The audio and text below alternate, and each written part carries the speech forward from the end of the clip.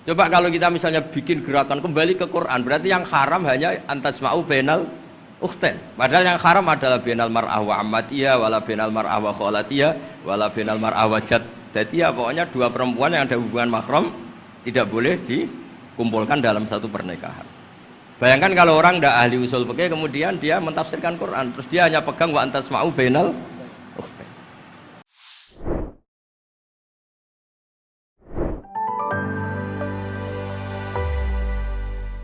Nah, terus tadi yang Jalalain urutin sanad saya memang sebetulnya kalau saya boleh milih di mana-mana sanad tuh ngajinya utuh. Saya dulu ngaji Mbah Mun itu mulai Jamul Jawami, Fathul Wahab banyak. Sebagai keluarga Quran, bapak saya itu hafal Quran tuh kayak Fatihah, ma'ruf itu di daerah saya. Tidak ada orang hafal Quran kayak Fatihah kayak bapak saya itu.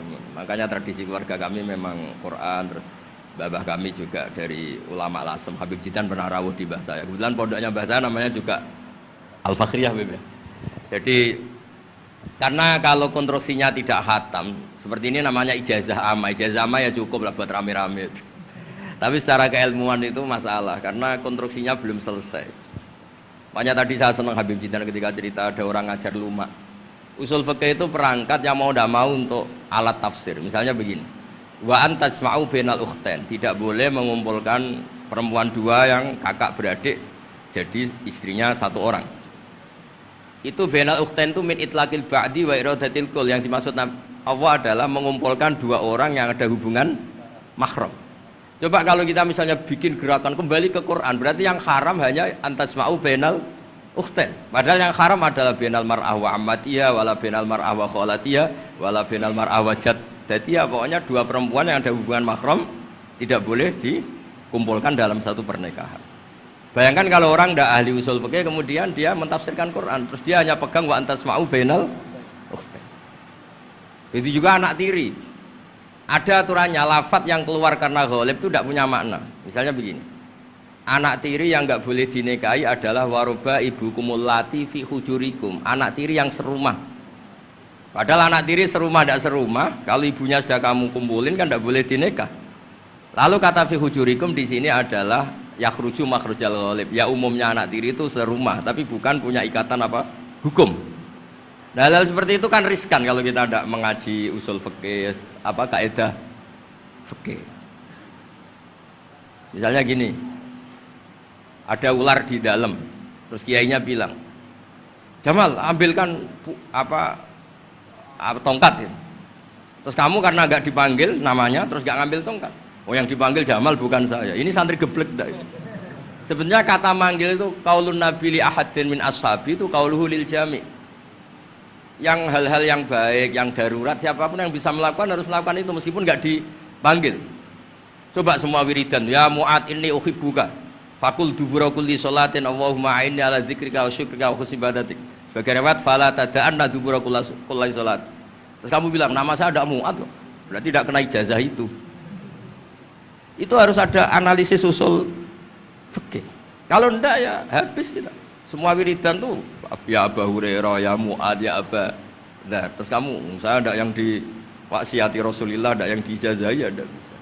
Jadi masalah sana tuh maunya kalau sampean orang baik, ya semua kebaikan tuh saya ijazahkan. Ya tapi tentu beda yang ngaji betulan sama yang ngaji begini-begini itu. Ya memang seperti itu karena kalau ingin jadi ulama konstruksinya memang harus utuh.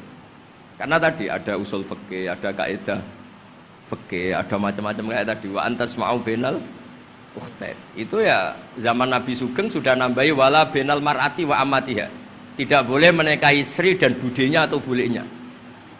Nah, kenapa Nabi tidak bilang wala bainal mar'ati wa jaddatiha? Kayaknya orang kelainan kalau kepikiran seperti itu. Loh kalau bule itu masih masuk lah.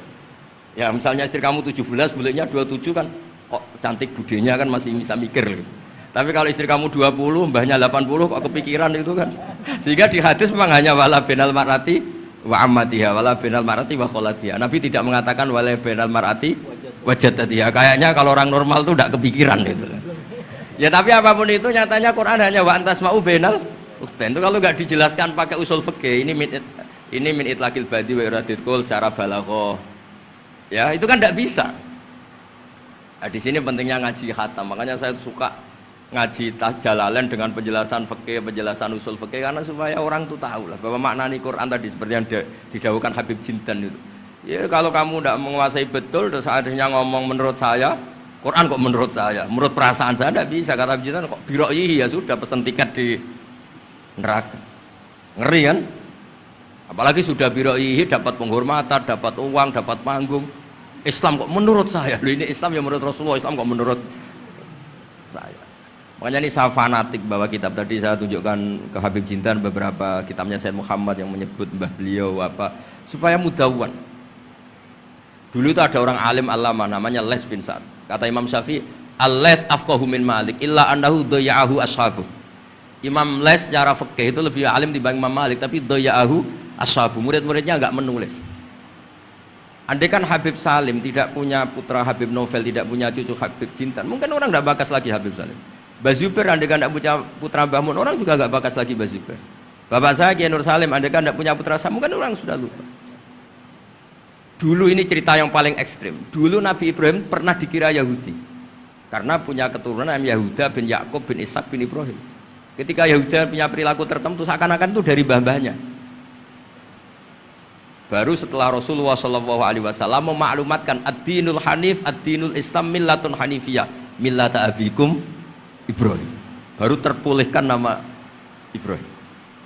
Makanya kalau dalam nasihat Arab itu kama takarrama bi Muhammadin Adnan. Dulu orang tuh nggak tahu Adnan itu siapa, Qusay itu siapa, Kilab itu siapa. Gara-gara punya cucu yang bernama Rasulullah Muhammad SAW, Sayyidul Khalqi, orang nyari-nyari Abdullah itu siapa, Abdul Muthalib itu siapa, Hashim itu siapa. Akhirnya diketahui Said Abdul itu orang yang ganteng, perilakunya baik. Abdul Muthalib itu orang yang pertama sering makan-makan, ngasih makan orang haji gini-gini. Dikatakan Syaibatul Hamdi karena terus orang ini dikatakan wasumi afisul bin Nabi sallallahu alaihi wasallam dzakara wa ta'ala walabba. Ini dikatakan Qusay litaqasi fi biladi qudaatal qasiyah. Terus dikatakan Kilab likasrati takalubi fil ardi karena orangnya aktif, sering berjuang di mana-mana. Terus jadi makanya kalau jenengan punya anak, punya cucu, doakan jadi orang baik. Karena status Anda ini tertera cucu-cucu Anda. Lho nggih misalnya bapaknya sampean alim, terus putune nak domino di situ, mabuk-mabuk di situ. Itu disatakan makam keramat apa tempat mabuk? Nah, makanya dzurriyyah ini penting. Makanya ketika Allah memberi hadiah pada Rasulullah Muhammad SAW kepada semua nabi, itu disebut wa ja'alna dzurriyyatahu humul baqin. Ketika dikatakan kalimat tauhid juga wa ja'alaha kalimatam baqiyatan fi aqibi. Makanya ukuran orang baik itu ya anaknya, cucunya, apa-apanya. Karena ini yang meneruskan status kita. Ya jelas ya.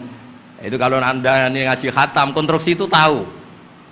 Tapi kalau tidak khatam, ya hanya modal qabilna terus. Ya tapi ya gak apa-apa daripada sama sekali. Malah yudroku kulluh, la yudroku kulluh. Nggih, kersane disambung Habib Jinten. Mau tersane kula geringet.